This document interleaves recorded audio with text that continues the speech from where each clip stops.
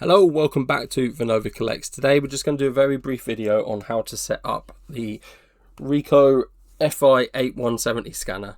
There is another name that's called as well, whichever one you've got, but for the Fi-8170 scanner, best scanner in the business, widely used. This is just basically a detail. I've had a couple of people who I've talked through it now, but it's easier to show in video, so we're just going to go through that. But first off, if you are new to the channel, my name's Vinova. I run a TCG business on the side, and this channel is just a little bit behind the scenes, stuff we've got in, stuff we've got out, what we're doing. So if that sounds interesting, please do consider subscribing. And now first off, we'll jump straight into it. So the first thing that you need to do is to change some things in the scanner itself. So we're going to go through that now. Okay, apologies if this is wobbly because I am holding it at the same time, but first up, you don't want it to be plugged in, and then this is coming forward, and then what you've got is this bit here on the sides here. You're going to have little toggles that you can pull down, and that comes in. Now first off, you take the roller out. I'm not gonna do it because I don't need to, but the roller comes out, and then you can see these bits here where they're missing. There's one there, there's one in the middle, and there's one on the right. Basically like little black handles, like little grabby bits. There should be 1, 2, 3. I know those ones are the 2 key ones. I can't remember that one. I took it out just to be on the safe side. I think that's what's leaving the marks, but those little grabbers are going to be what leaves the marks on the cards. Before I did it and I tried it, yeah, 100% leaves scratch marks, but take those 3 out. And what you want to do is you want to pinch them and twist them in. It does take a bit of force. It is terrifying. I thought I was going to break it. They are quite resilient. They don't break, and they will just pop out. And then once that's done, the roller goes back in. You shut that up. You've got it like that, and then you just shut that, and then it is ready to go.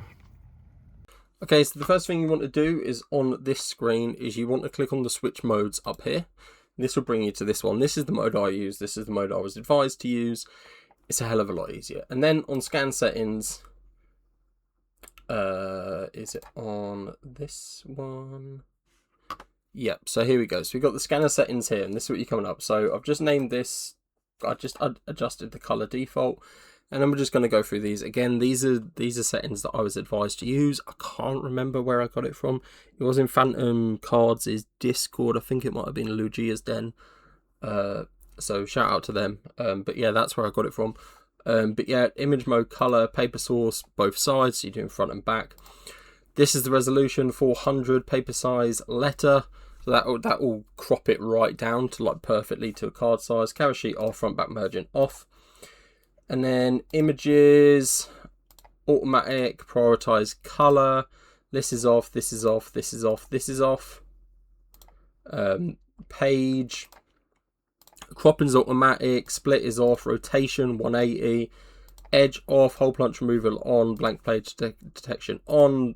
Some of these are unchanged. Manual feed mode, hardware setting, multi-feed detection, do not detect, paper protection, hardware setting, pre-pick on. And then batch, assisted scan off, continuous scan off, job control off, patch detection off, barcode detection off, automatic profile detection off, endorser off, output, JPEG compression free, and statistic information is off. I'm pretty sure there's only a few of them in here that a lot of those are unchanged. Obviously I did this when I first got the scanner and I haven't touched them since. But the main ones are the image mode, that needs to be in color, otherwise it's going to be black and white, obviously. Paper source both sides, so you get in front and back of the scan. The resolution and the paper size are the key ones, and then the color adjustment I go for prioritize color.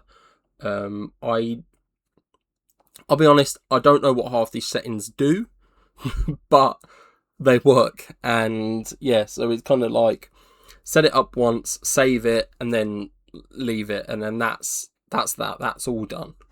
Once you've set up your settings, grab a stack of cards. I recommend using like energies or something that you're not gonna be fussed with if anything goes awry, and then just run them through and just keep an eye on the scanner coming through. Check the keep an eye on the images, check the cards, that there shouldn't be any any scratches or anything now that you've removed those little grabbies, and then take a look at the image on the screen and just check for print lines. If there is print lines, you're just going to need to clean the scanner. I do this pretty much every time I use it. A tiny little speck of dust can make a print line, and that's just going to not look great. So just use scan. It's just some alcohol solution. I'm actually using these at the moment because I have an abundance of them to clean my glasses. And yeah, it's just mainly about just wiping down both lenses of the scanner, but I also rub down other areas of it as well, just so that no dust can like fall into it and stuff. And then you're pretty much set to go. I tend to do batches. I find that it's about 50 at a time before it will get like in a pile, before it will get come up saying like paper jam or anything like that, which you don't want. And just sort of like fill them from the back, because it pulls from the back first. So put the back first, and you can kind of like have them like that, so that the top one isn't in. They'll fall back. But yeah, 50 at a time at a max. I tend to just have like a smaller clumps to say, like, you know, I'll go in with a pile like that, and then that'll get done, and then I'll when they're sort of like leading the way, I'll add that one. And I do them in stacks of 100, but there's like, it kind of depends what you're doing it as. If you are just going through scanning everything as possible, you can probably do them all in one go. I know people that run the scanner like doing like 1,000 cards at a time and things like that, so you can really get dug into it. But yeah, let me know if this helps. Let me know if you've got any questions, and thanks for watching.